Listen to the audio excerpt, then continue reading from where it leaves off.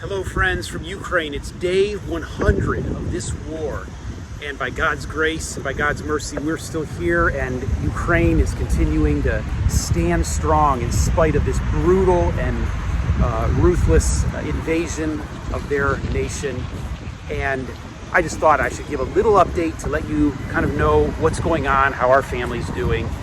We here in the city of Zaporozhye continue to have daily opportunities to reach out to the refugees and preach and share hope and love with them, as well as with the churches, our Christian friends here who are serving and continuing to hold strong, and then also to support the volunteers and the people, the Ukrainians who are holding up their country in this time of distress. And so we're honored to be able to do that. And we're so grateful for your prayers, so grateful that you have been standing by our family and sending us notes of encouragement, and especially praying, because we feel those prayers and we're aware that you are lifting us up before the Lord. And our concern is especially for our friends who are still in Russian occupied territory, where we left 50 days ago.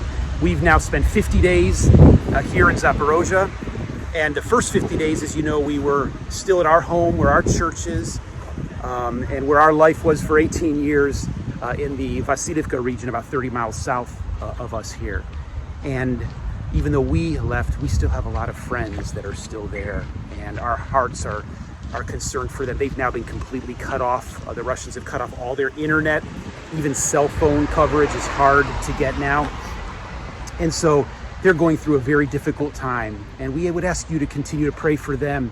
We're also trying as a family to get our van out of there. When we evacuated, we were not able to bring our main vehicle, and we've been looking for a way. We have people helping us, trying to see if there's a way that we can still get our van out of that area. And so it's looking more and more like that's going to take a miracle, but God's already done many miracles. And we read in Psalm chapter 3 today, where God's word says, "Thou, O Lord, art a shield for me, my glory and the lifter of my head. I cried to the Lord with my voice, and he answered me from his holy mountain." And when we think back to those first 50 days where God was giving us opportunities to minister in occupied territory, and then we saw how he truly answered us when we cried out to him, and when so many others cried out to him, we see a God who is able to work miracles. And so we would ask you to please continue to pray for our family, and pray for Ukraine, pray for those that are still under occupied territory and enduring a lot of difficulties right now. Thank you so much for standing with us, for continuing to remember this hurting land in your prayers. May God bless you.